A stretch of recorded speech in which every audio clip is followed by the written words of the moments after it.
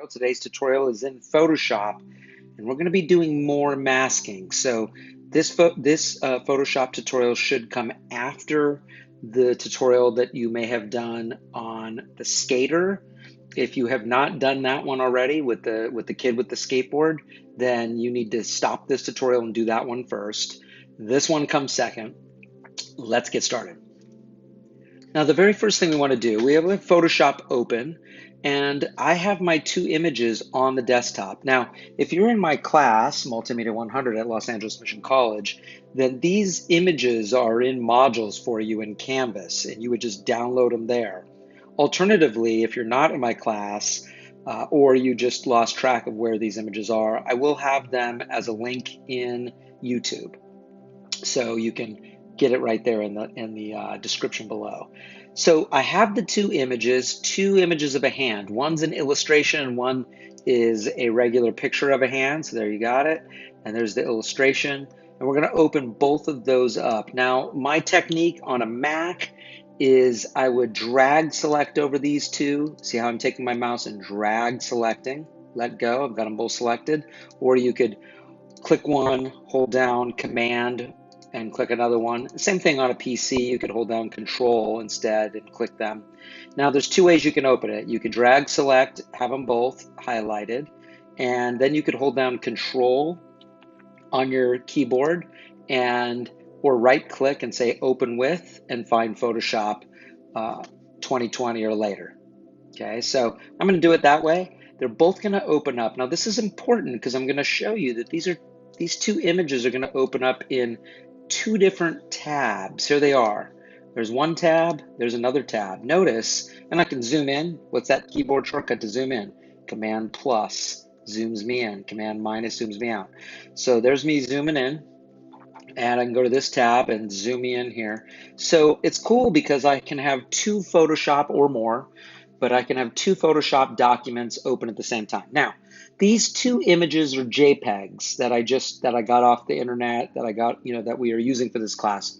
As soon as we do anything to them, as soon as we add another layer or do anything on top of these in Photoshop, they immediately cease to become JPEGs. I want people to understand this, that a JPEG is an output-only file.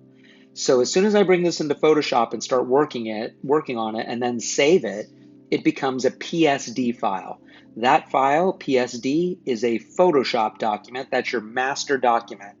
You should be if you're turning in these images to me for an assignment, I shouldn't be getting your PSD files. I should not get a master document from you. I should only be getting another output file from you, either a JPEG again or a PNG. Those are two compressed files and flattened. Here's a big difference between a PSD and a JPEG or a PNG, is a PSD has layers in it like this, right? I just added a bunch of layers. You don't need to do that. A JPEG or a PNG file has no layers in it. One layer, that's it. So that is one way you can understand how this works, is a PSD file has multiple layers. It has all the layers you'd work on your project. All right, so I have these two side by side. Now, I want to see them both at the same time. I'm going to expand my window here a little bit, my application window. So I'm going to bring Photoshop up and I'm going to expand this so it goes the length of my screen. If you watched my previous tutorials, you know that I'm in my base workspace here. I set that up where I just have a layers panel. I got rid of all my other panels. I have a layers panel on the right. I have my toolbar on the left. This is a great way for me to work when I want to have very little clutter in Photoshop. We don't need more than that right now. Now, I want to see two images open at the same time and two documents open at the same time. And so let's do that. So instead of in tabbed viewing, let's view them side by side. So I'm going to go up at the top. I've got this top bar up here. And we're going to go to Window. You think it'd be View, right? View them, but it's not. I mean, you can do a lot of things in View, zoom in, zoom out, all that, there's those keyboard shortcuts right there. But I'm going to go to Window and Arrange, and you're going to see all these choices right in here. Well, it knows that we have two images, so it's giving me the number 2 there. So I could say 2 up horizontal or 2 up vertical. These are vertical images, so I'm going to pick vertical, and there they are side by side. They're not in the same document. Here's one document, the hand illustration. You can see by its tab. Here's the other document, the hand JPEG, right, the regular photograph. That is in its own document. They're just side by side with each other. In fact, I could move the window in the middle and kind of increase or decrease, but let's keep them about the same size. Let me show you how to go back to the tabbed viewing. I go to Window, Arrange, Consolidate All to Tabs. That would get me back to what we originally started with. So I have these two images open, and I want to view them side by side. This is going to become important that I can go to View to Up, Vertical. Now, I want to put this image on top of this image. So I'm going to use my Move tool over here on the toolbar. So I'm going to go to the toolbar, grab the Move tool. I'm going to click on my image. Sometimes you have to click twice. So I'm going to click on the image. Let me see, unlock that.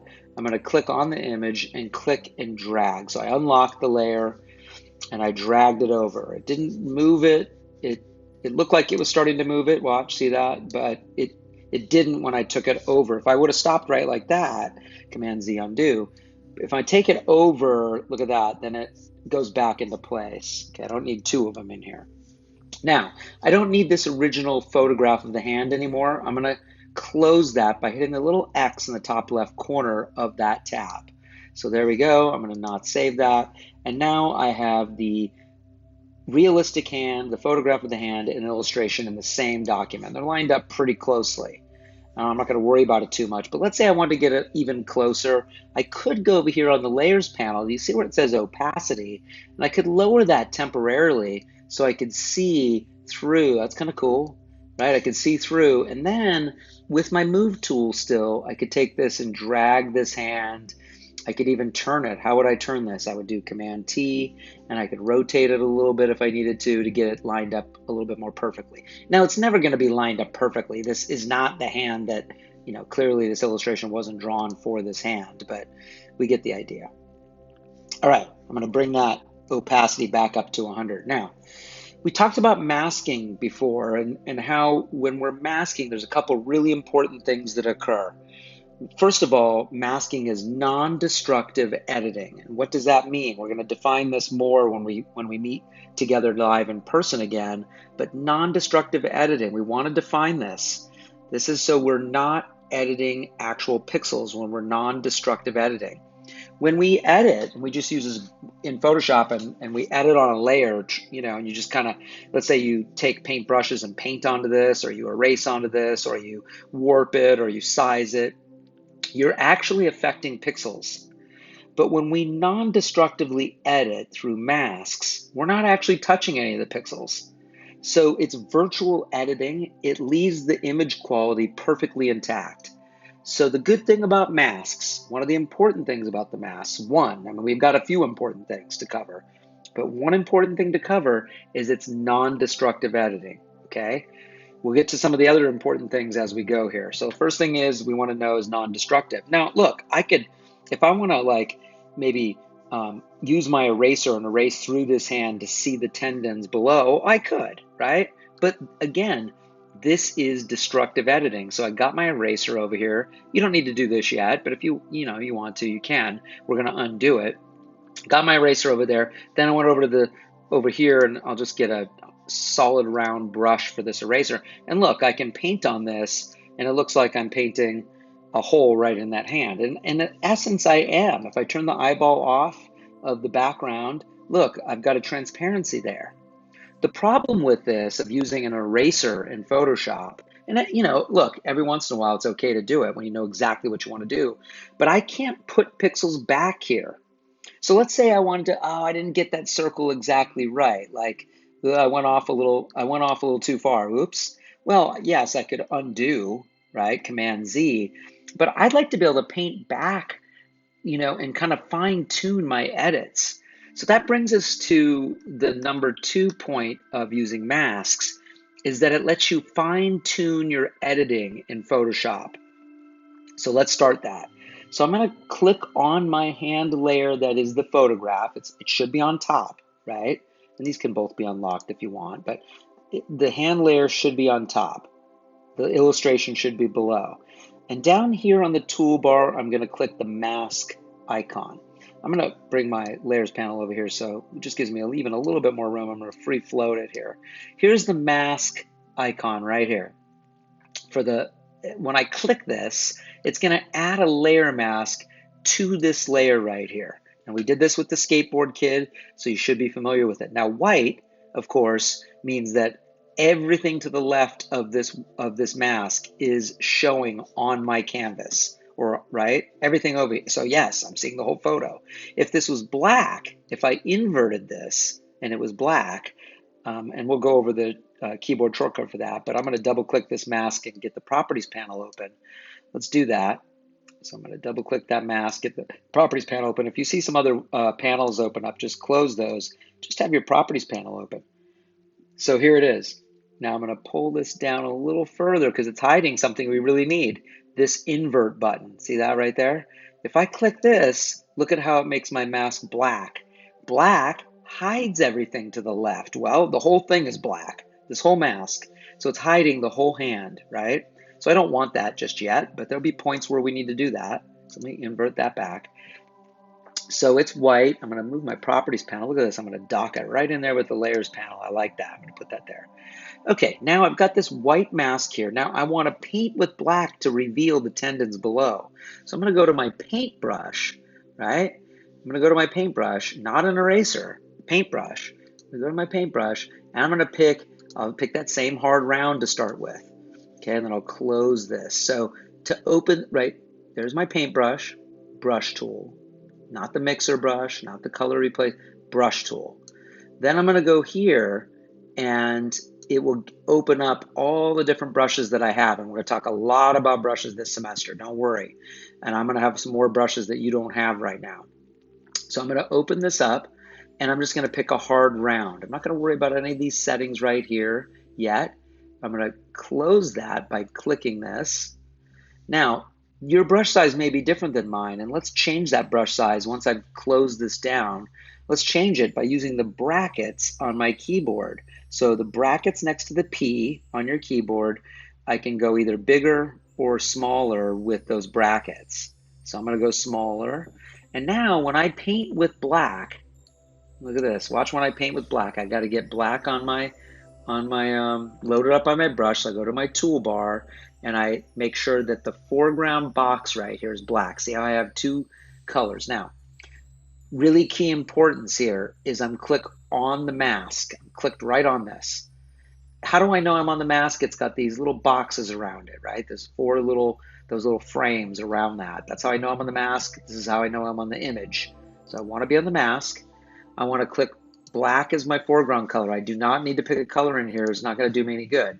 So I just want black as my foreground color. This little button right there defaults this to white foreground, black background. This little button switches it. You can also alternatively use X on your keyboard, X, X, X, X, to switch that. Now, when I paint, it looks like I'm the exact same thing I did with my eraser a little while ago, right? But the big difference here is I can switch to white. So watch me switch to white.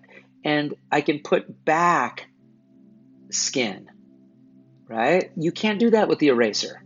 This is the great thing about non-destructive editing is I can go backward and forward with my editing, right? So I can fine-tune edit, which means not only can I get rid of things, but I can add things back to this edit. So if I took away skin using black, right? Because black hides from this mask, it hides anything to the left and reveals down below. So I could take away skin on the left, which is revealing tendons below, or I could paint them back in with the white, right? So I can go in here, paint these back in, awesome. Now this brush is whatever. I'm gonna paint this whole thing back in. I'm gonna make my brush bigger, paint this all back in because let's get a better brush and make this look a little cooler.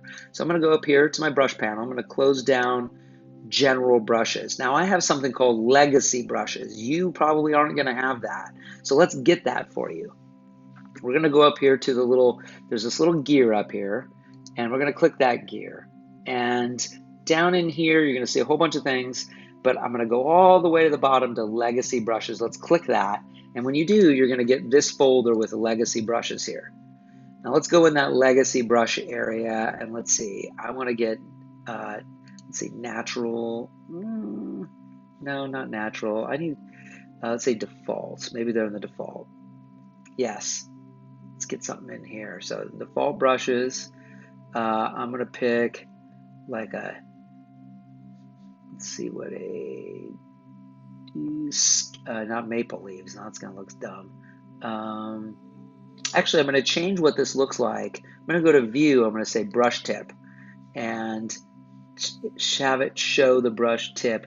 So then I can see which one of these. We don't want to pick any that have a pencil or one of these fancy brushes or an airbrush. Okay, that's for different kinds of brushes. So I don't want to do that. In fact, I could take the stroke off and make this whole thing bigger like that. Look at this. And then I could just see. So I don't want to be picking any brushes that look like this right now, realistic, not just yet, or airbrush. We'll get to those later. We want to pick brushes that just have these kind of, I know they look a little boring, but I want to pick that like spatter 39 here. So again, how did I get that off? In that little gear, I took off the brush stroke. So I just have the brush name, brush tip, and then I went here and made the icons big. This little thing. See how I can make the icons bigger so I can see them? So I got like a sponge brush. So what folder am I in again? I'm just in this default brushes inside the legacy. So I go in here and let me just take a look. How about spatter 39? All right, so let me do that. Let me paint with black. I'll switch to black. I'm gonna make this brush bigger with the bracket, the right bracket on my keyboard. And I'm gonna click on here. Oh yeah, that's good. Let me zoom in, Command minus, zooms me in, and I'm just got like kind of acid eating away from her hand here. I know that sounds kind of gruesome, but we're gonna do that. So something like this, and I can change brushes. So I'm like, okay, I got that spatter, but how about this other spatter? Or it might be slightly different. Or now I could do like this chalk one and kind of have a couple, make this bigger and kind of have a couple chalk ones kind of coming out like this. So I don't want it to look all even. Okay, so something like that. Now that looks pretty cool, but I want this to have a little bit more dimension to it. We're never going to make it look realistic, because of course, if I had a real picture of hand tendons in there, everybody would be grossed out and we wouldn't be able to do the tutorial. So the illustration's better. But let's make this just a tad more realistic by adding some effects. So on the bottom of the layers panel, I'm still on my mask, right? So I got the little frame on it. I'm going to go down to the FX, and I've got bevel and emboss here. This dialog box is going to come up. Check that out. And you can see there's different, bevels here. There's pillow bevel, there's stroke. I'm going to pick just regular emboss. I'm going to increase the depth. Look at that. Now it's going to, so I move this over to the side so I can see it, right?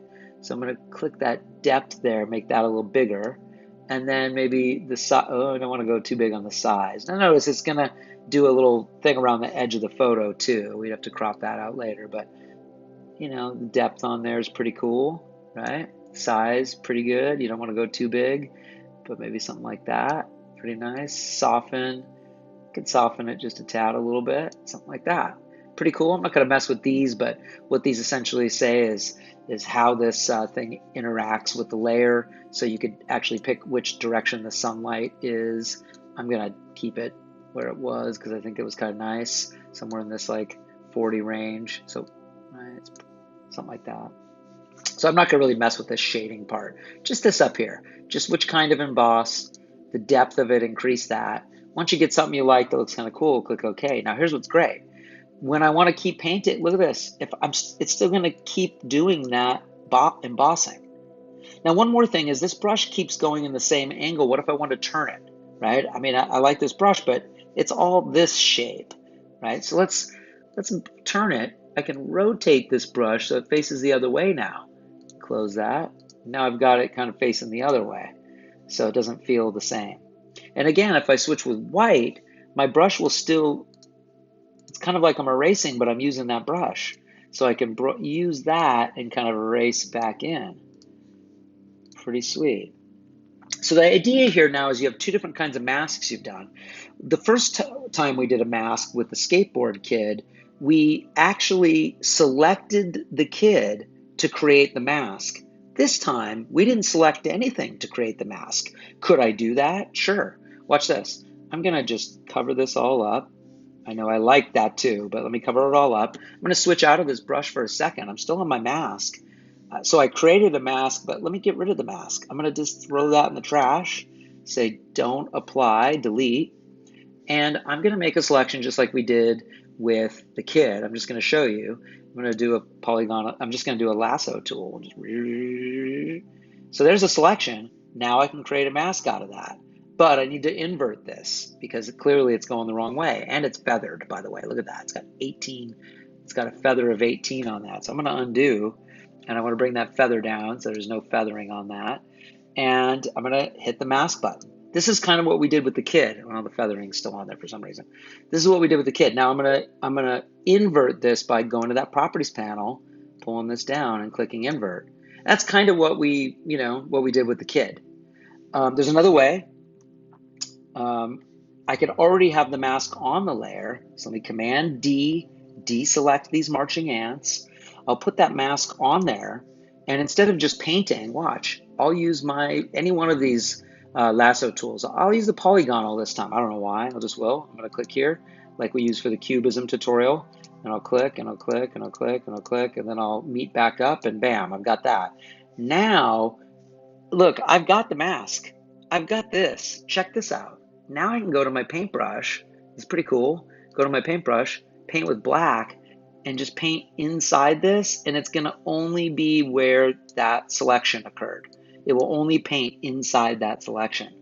That's a good thing to know. Look at this. And now I deselect. There's my mask. I'll make another one like that. I'll make a small one. I'll go down here. Well, let's do the lasso tool this time, and I'll just make a circle. And I'm going to add to this. I'm going to hold down Shift, make another circle. I'm going to hold down Shift, make another circle. I'm just keep holding down Shift. Look at I'm making these circles. Now, I'm still on the mask. I'm not on the hand. I'm on the mask. I go to my paintbrush. It doesn't matter what brush I use, guys, because I'm filling the thing in. But I could use this brush, and look at when I just click once, it's going to confine itself to those circles that I drew in the mask, right? So let me paint that fully. Look at this, some holes there. Command D, deselect. If I hold down Option and click on this mask, it shows me what the actual mask looks like. Black is hiding everything to the left, right? Hiding everything, this black and white hand, and revealing what's below. So whatever's in black right here, I should be seeing what's below it. Okay, I'm going to hold down Option or Alt. If I'm on a PC, I'm Alt, and I'm going to hover my mouse over this mask again, right over the mask on the layer, holding down Option or Alt, and I'll go back. So again, if you hold down Option or Alt, click on the mask, it'll show you what the mask looks like. All right, there we go. So there's a couple ways to do this, but masks are probably the most important thing in Photoshop to be able to edit images, to be able to composite images. One last thing I want to talk about is compositing images. So when you are a digital artist, you are doing image composites. You're taking multiple layers, multiple images, possibly multiple drawn layers, and you're bringing them all together as a composite drawing. So 4, 5, 6, 12, 15, 100 layers in Photoshop are all equaling one composite drawing, right? So what masking helps you do is really create detailed composite editing that looks seamless. So, the two main concepts here, we've got masks are non-destructive, and then that lets us fine-tune edit seamlessly. So really three concepts, but two major ones. Right? Destructive editing, non-destructive editing. We're not erasing, we're not deleting pixels, we're not manipulating pixels. It looks like we are, but we're not. I could come back to this image 10 years from now to look exactly the same, and I could delete this mask 10 years from now, and it'd be gone. I could say delete, gone, right? But if I erase into this image and close this down, I will always have the eraser on the image. Does that make sense? So that's destructive editing. We want to be non-destructive as much as possible. All right. This has been another Curtis Stage tutorial. I will see you guys next time.